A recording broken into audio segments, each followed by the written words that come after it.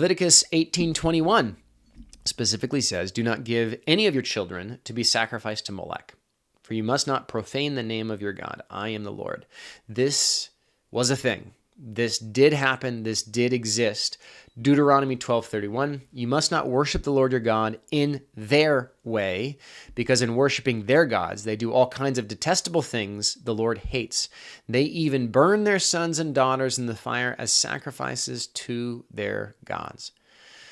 This is talking about the pagan practices of the Canaanites and the people living in the Promised Land before the Israelites. Deuteronomy 18:10, "Let no one be found among you who sacrifices their son or daughter in the fire." Leviticus 20:2-5, which will be in 2 weeks. We will hit on this again. It gives specific ramifications if you do this.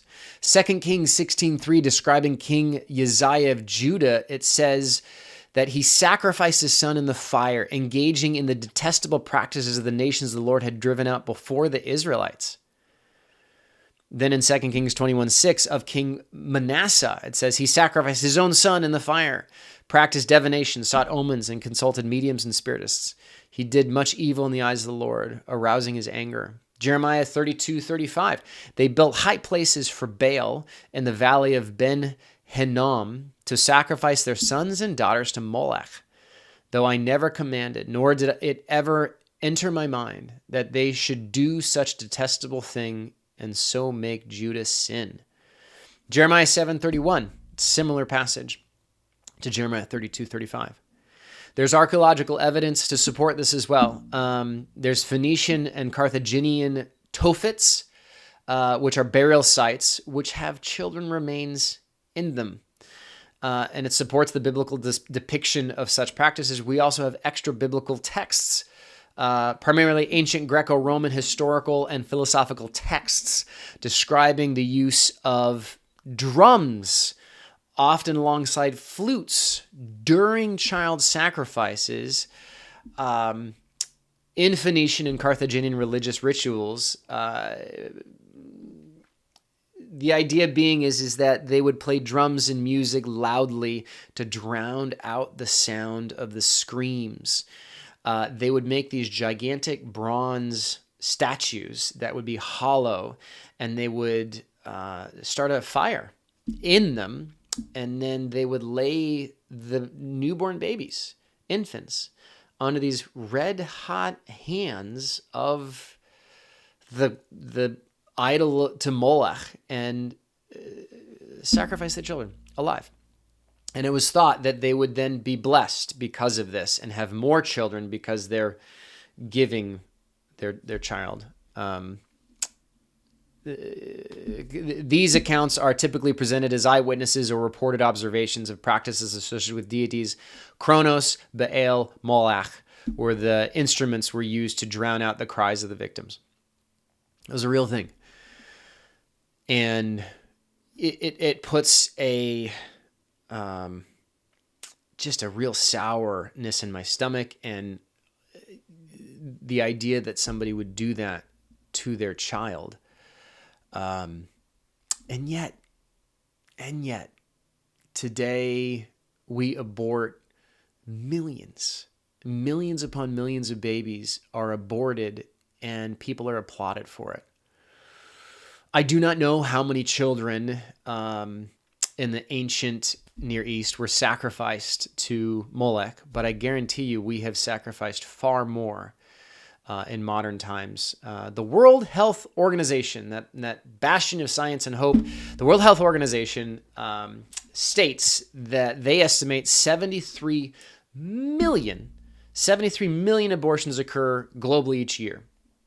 This estimate is based on data from 2015 to 2019. So this is old data. 29%, based on this data, 29% of all pregnancy, nearly 30% of every single pregnancy ends in abortion. And 61% of unwanted pregnancies end in abortion. Just for perspective, 40 million people died in World War I. We kill nearly double that. And I don't know what the number is now, But I would wager it's far higher than 73 million. Double the number of people that died in World War I, we terminate by choice. World War II, 70 million people, 285 million people lost their lives during World War II. And that's not casualties of war. That is innocent bystanders included in with casualties of war. So on the conservative lower side, 70 million people died in World War II. We kill that number of people every year through abortion. If anyone's worthy of judgment, it is our generation today. And as I read from 2 Peter, the end times are coming and that judgment will come.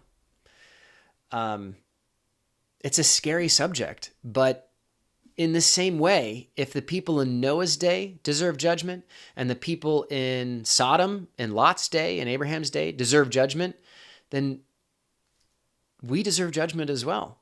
And we spoke about this before, that God is 100% just and that justice will be served. Now, the amazing thing is the mercy of God. And as I'm going through this, I just want to make sure that is clear. We are all guilty of sin. We are all worthy of death. We are all worthy of God's judgment. But it is God's mercy and grace that he gave us Jesus Christ as our spotless, perfect lamb, that we don't have to pay that price. It was paid in full for us. So as I go through this list, realize that all of these things that are on this do not do list, we are all guilty, every single person, of equal crimes. We may not be guilty of sacrificing our child to Molech, or homosexuality is the next one I'm going to talk about, but pride or lustful thoughts, it's equal in God's eyes, and we are all guilty. But we all have the opportunity, as Peter wrote about. The Lord is not slack or slow in keeping his promises. He doesn't want anyone to perish, but he wants everyone to come to repentance.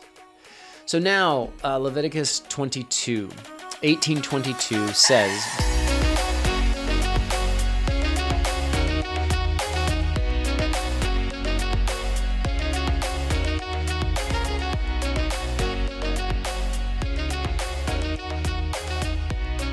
This has been a production of Iron Sheep Ministries.